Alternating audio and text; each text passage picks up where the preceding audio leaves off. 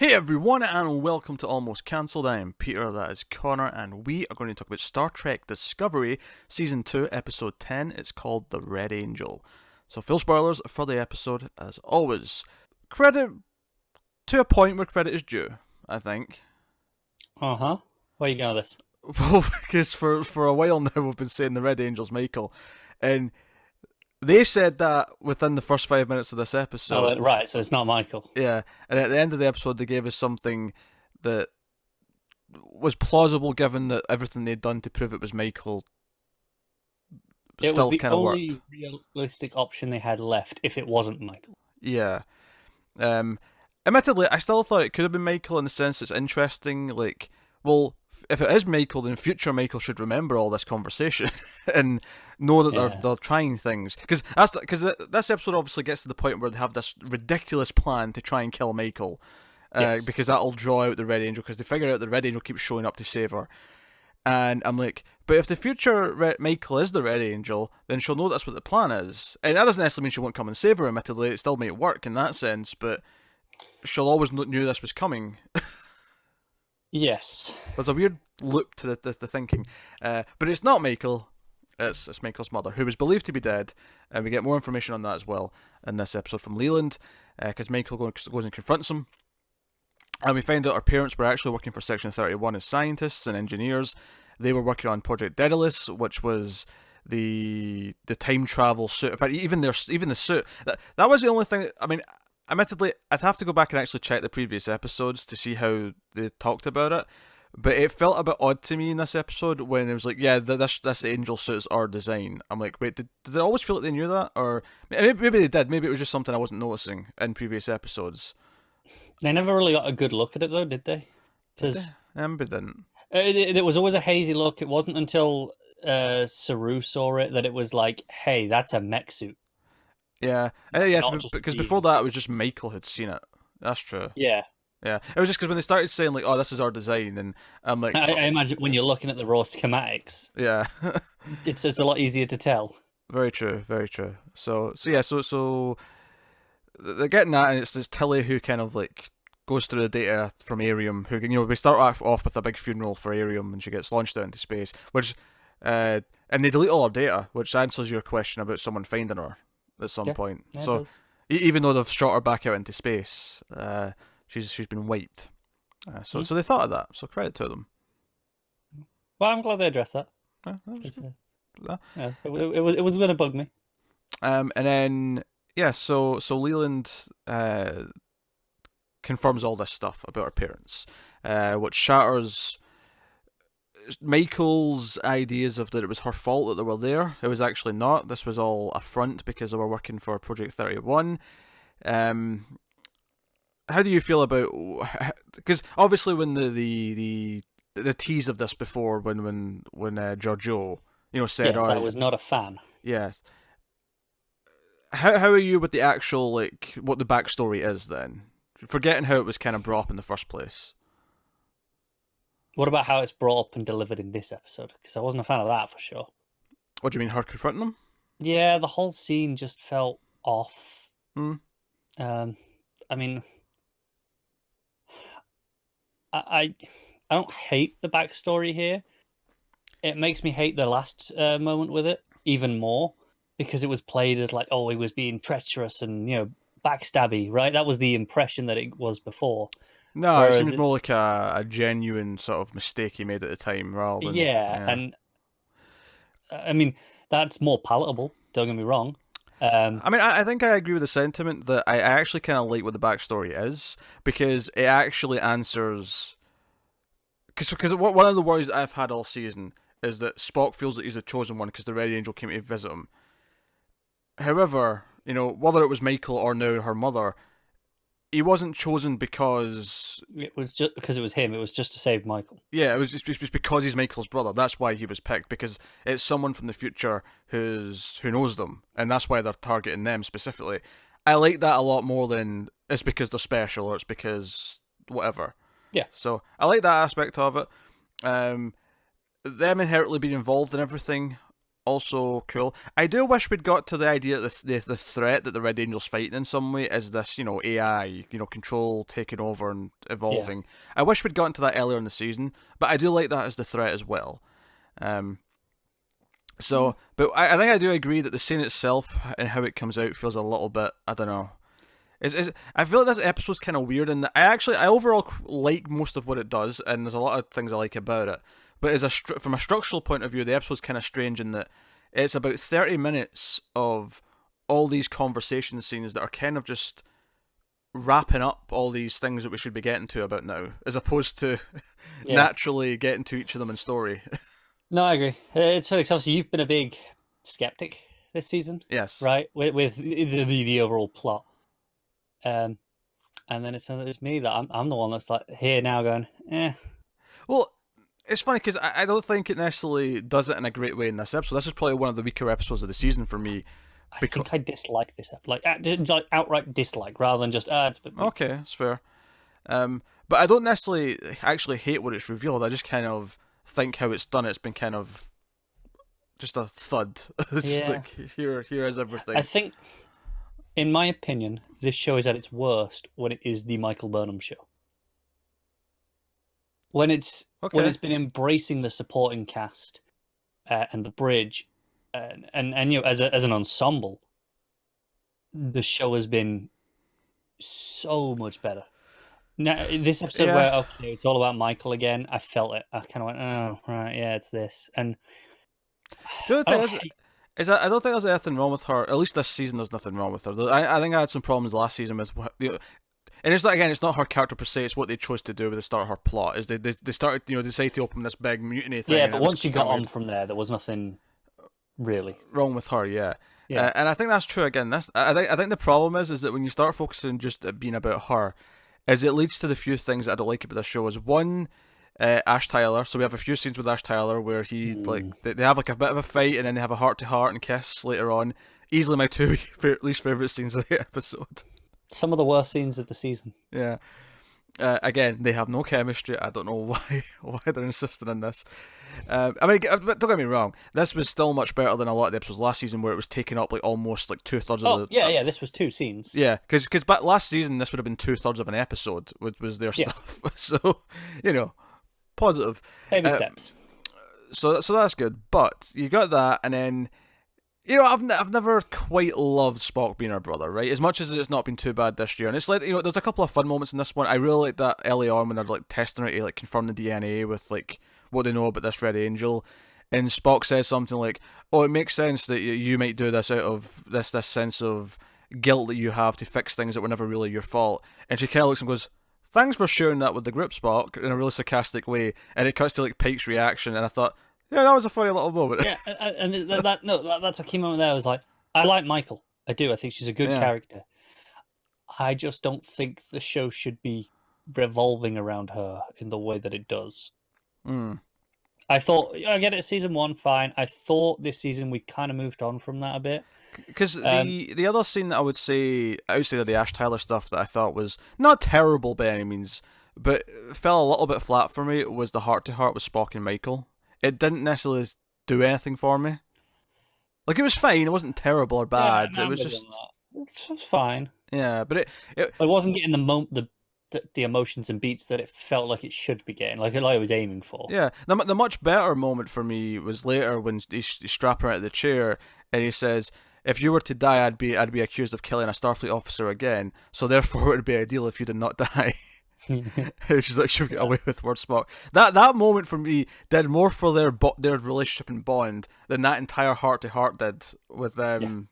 It was like, oh, I forgive you, Spock, and he's like, I accept your apology. I was like, okay, whatever. And the other moment that I liked in terms of their relationship a lot is when they want to stop killing her. And it's like, right, okay, no, if we don't stop now, we can't save her. And Spock pulls the phase one. It's like, nope, not letting you. I'm going to trust in her to pull off what this plan is. I do think the other thing that I'm a bit sketchy on this episode is how quickly we get to we'll just try and kill Michael to make the Red Angel appear. I feel like the stakes didn't get high enough to justify them trying this. Bit drastic, isn't it? It felt really drastic, especially the way they're killing her. Like, oh, we'll sit her on brutal. we'll sit her in a room and then open the giant, because they're on a planet with an atmosphere that's not good for humans, right? It's not class M. I don't know what letter it is, but it's not class M. And they open the big shutters at the top, and she starts suffocating from it's dying of exposure. And it's like radiation coming at her. Yeah, her face is like, and she's screaming in pain. I'm like, this is really brutal. It's horrific to watch. It feels a little bit torture porny. It does a little bit. Like, it's effective, don't get me wrong. Yeah, it felt like they didn't justify going to this extremes this quickly. I didn't feel like the stakes were there yet to justify this. And I like that Pike tries to fight it, but it is just one scene of him going, "Oh, this is against everything I'm supposed to do as a captain." Yeah, but go on then. Yeah. I also thought it was. I mean, I get why they're not fugitives anymore, but I did think it was weird. The explanation we get for that is the Admiral just casually saying once to Giorgio, "May I remind you, we've been cleared of all charges, including Spock." I'm like, okay, I guess that's done. Yeah. I mean, I know they've got the evidence because it was doctored and all that. Like, I know they had that last episode, so obviously they've passed that on. But it just, I don't know, felt a bit quick. Yeah. Do you know one of the? It's a small moment, but that felt really weird to me. And was this what's her face, the security Nan coming to speak to Michael? Nope. Because this felt a bit weird to me, that scene. That was weird to me. Yeah. This is why I don't think I like this episode. There's a lot of little things I'm just like, This one is it's when they've strapped Michael in. They're gonna try and kill her, and someone on the bridge just steps into her station, right? Oh, it's Arium station. It's Arium station. Okay, right. I thought it was meant to be her station because it was cut in. Oh no! I like this moment actually because I didn't think this was weird because maybe it's because you didn't realize it was Arium station. Yeah, it's fine now. I get it. Yeah.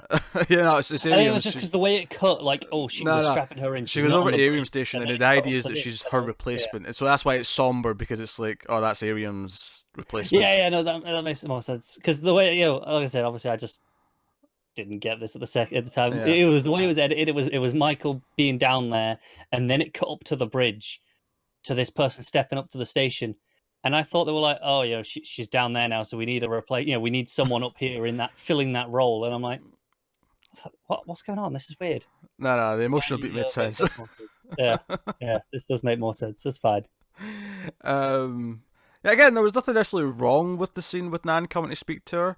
It just kind of felt unnecessary. Like, why did she feel the need awkward, right? Yeah, like I didn't think Michael would have blamed her for it. Like, I just got that Michael would understand why she did it, but she came and had this little heart. It felt like a little heart to hearts this episode, and a lot of them felt unnecessary. I'd have let them off if they'd killed Michael.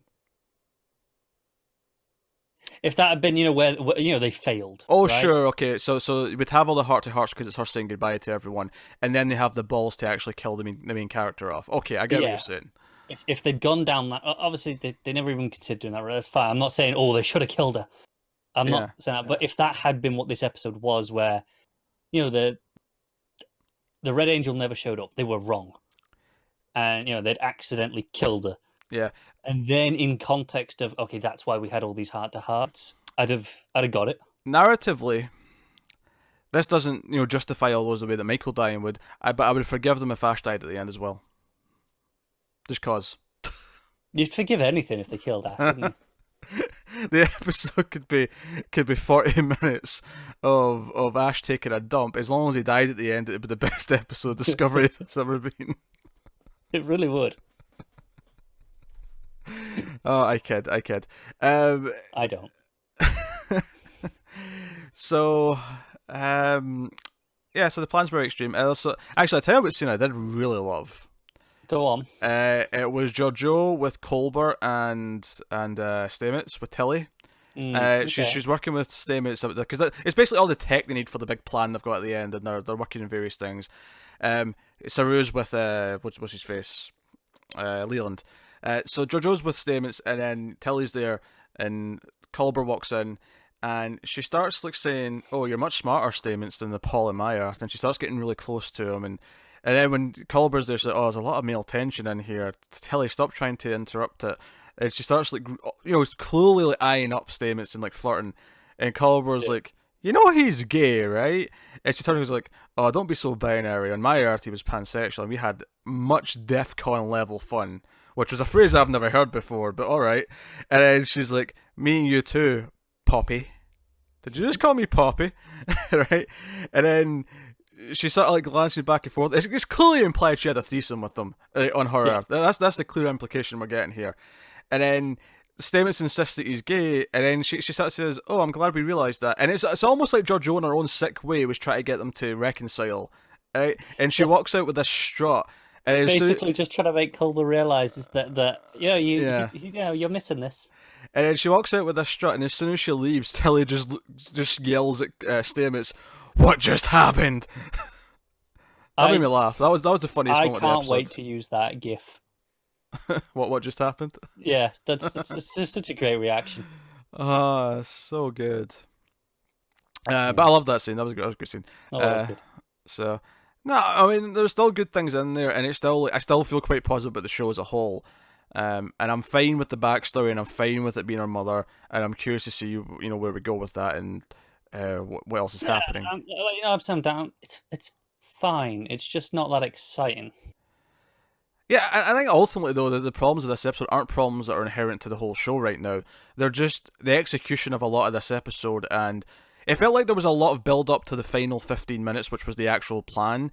And while I usually like like a heist episode where it's like all the planning and the plan, most of this wasn't actually planning. The planning was on the background. It was mainly just Michael going around and having these heart to hearts with people for the most part. It was, yeah. And a lot of them felt awkward or redundant or whatever. Like I say, a couple of the funnier moments with Spock actually gave me more of them like patching things up in their relationship better than that heart to heart ever did. So yeah, definitely. We've only got, I think, 4 episodes left of this season. I think there's one less than. Yeah, there's one less than last year, so there's 4 left. That's right. So, pacing-wise, the actual reveal being now makes sense. Who it is makes sense, but it still feels kind of late in terms of the actual overall threat and motivation. Maybe. I mean, I think I'm okay with the reveal being there. I think 4 episodes is plenty of time to like do. Yeah, no, the reveal of who it is, absolutely. It's more just all the control stuff. Oh yeah, no, I agree with that. I mean, threat, like all of that feels like, yeah, we should probably start doing that. I started the review by saying that control stuff I wish was a bit earlier. I mean, I like what it's doing. I like it. Like I liked everything that final stuff last episode, but I think now I've had time to think on it for a week. I dislike how it kind of feels like it's absolving Section 31 of a lot of things. Sure. Like a lot of this season has been the moral quandary of, okay, do we need Section 31? Should we be stooping to those levels? And I feel by just going, it was all a rogue AI, kind of absolves a lot of their guilt.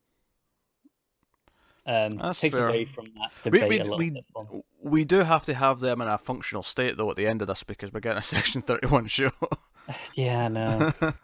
Yeah. So it's kind of this weird. I almost wish we didn't know we were getting that show until after the season finished, just so that we wouldn't have any idea of where it was ending up. I agree, but I think there was a way to have done that story and have it ultimately go, okay, no, we do need them on some level. And have that story play out without just making it feel like they didn't really do anything wrong. I wonder if they'll do something shady at the end, but it'll save the day, and it's going to be this thing where because I figure like that's the point, right? Yeah, just in the sense that like they couldn't have won and saved the day without Section 31 doing something that's not morally all there, and because of that. It'll be like, okay, they're still around, but it's clear that they're the darker side of the Star Trek universe. Knowing where Pike has to end up, and some hints from producers implying that we might get that at the end of this season. Yeah. I wonder if it's more a case of they kind of sacrifice him. Which would be, maybe. Given that he, they love to remind us that he exemplifies all the moral good in Starfleet. Them throwing him to the wolves to get the job done. That will hurt. It'd be great symbolically. Because it's worth mentioning they did confirm this week that Anson Mount, who plays Pike, would be leaving the show at the end of the season, which we kind of expected anyway. But what was funny though, they also said that Rebecca Romijn, if I'm saying her name right, who plays his first officer, was leaving at the end of the season as well, which I thought was really weird to point out, given she's only been in one episode so far. And maybe she's in the last 4. Maybe she's like a heavy presence in the last 4. Yeah, it was weird because we got quite a big casting announcement for her at the time. They made a big deal about it, right? Yeah, and they gave her this kind of a big entrance, but it was weird because even in the episode she was introduced in, it kind of forgot she existed after the first 15 minutes. I laughed and said it missed a scene of her going back to her own ship because she was just sat down in the mess hall eating cheeseburgers. And now we're here at the 4 episodes from the end. We've not seen her again. I wonder if the Enterprise comes back into it and she's like the acting captain when it comes back to help. And that's where she'll get more screen time, and that's where we'll get a bigger chunk of her. Yeah. But that or plans changed. Because they need backup. Maybe plans did change, I don't know. But yeah, that is kind of weird. But yeah, so that was episode 10 of Star Trek Discovery Season 2. I'm still feeling pretty positive about the season is going, but I do definitely think this was probably... the second weakest. It may very well be the second weakest. And it's still quite a big gap between this and the weakest, I think, because that weakest one was just tedious to watch. Yeah, I said I think I disliked this episode, and I stand by that. But I hated that episode, the other episode, so, I think there's still enough things to enjoy in this episode that I can't outright dislike it, but it does definitely have some weird It's not choices. A good episode, though, is it? Yeah, it has some weird choices. Luckily, they're not systematic of the season. I mean, we're 10 episodes in, and the actual amount of Ash Tyler we've had to put up with is actually quite small. It is. If you think about what we've had to put up with, I mean, that Klingon episode was obviously the worst of it, and then this was probably the second worst of it in terms of his presence. At least with Michael. I think the episode where he was with Pike, there was probably a bit more. Yeah, but his stuff in that wasn't necessarily bad because because they were all telling him that he would just shut up. And he was awful. That was enjoyable. Anyone telling him to shut up is deeply entertaining. I will say that this episode has made me realize that I like the ensemble so much. I love being on the bridge. I love it. Ironically, being a bit more traditional Trek, right? Not being just about one character. Shocking. I know. So I hope season 3 we can stop doing Michael stuff and have her just be, a part of the crew. She can still be a relative lead, right? She should be one of the main 3, fine, but I don't need it all to be. Yeah, main 3. Like I feel like the main 3 this season has been Michael, Saru, and Pike. I mean, it's weird though because then Tilly and Stamets are kind of like 4 and 5, but yeah. I think once you lose Pike, Tilly gets bumped up to 3. Sure, there you go. And I think that's how I hope season 3 would go. But I mean, we'll see. And it could be a 4 with Stamets. It doesn't have to be 3, but it's just because classic. The original series is 3. You get 3 leads and then you get the 4 supporting. That's just your setup for original series. It is, yeah. Whereas Next Gen so far, because obviously, we also review Next Gen. We did all the original series. We're halfway through season 1 of Next Gen. I'd say Next Gen so far feels a bit more of an ensemble. Yeah, I mean, obviously, clearly, Picard and Riker feel like the main 2, but they don't feel as separate to the rest that the 3 in the original series did to the other 4, if that makes sense. No, I agree. I'd say those 2 are 1 and 2. And I think that's what I'd like in season 3 of this, is basically Saru and Michael. Yeah. And then you've got Tilly, Stamets, Detmer, maybe, and then... Culber. Yeah, there you go. Please not Ash.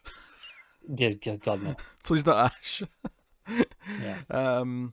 Maybe Nan. I feel like Nan's had some time to set up her character a little bit. I could see her being more of a presence. What happened to the engineer lady that we picked up early in the season? I haven't seen her since her second episode. Yeah. Yeah, I liked her. She had presence. She may pop back in, just here or there, because we don't always actually do something with engineers. So that's true, but I mean, be nice to see her around. Yeah. Oh, well, there you go. That is episode 10. So let us know what you think of the episode in the comments below. Like and subscribe, all that stuff. Get us on the Twitters at mailed_fuzz for channel updates. If you want to support the channel, you can go to patreon.com/mailedfuzztv. Where you can support us for as little as $1 per month. You get some bonuses, you get some stuff early. So go have a look and see if you're interested. As for other stuff to promote, it is worth mentioning the new Twilight Zone is about to start in very near future, next couple of weeks, and we're also going to have reviews of classic Twilight Zone going up as well, alongside that. So look out for both of those coming up if you like sci-fi, which you probably do since you're watching Star Trek reviews, and have a look see. But that is us. So thank you once again for watching or listening. We always appreciate it. Keep watching Star Trek, and to everyone but Connor, live long and prosper.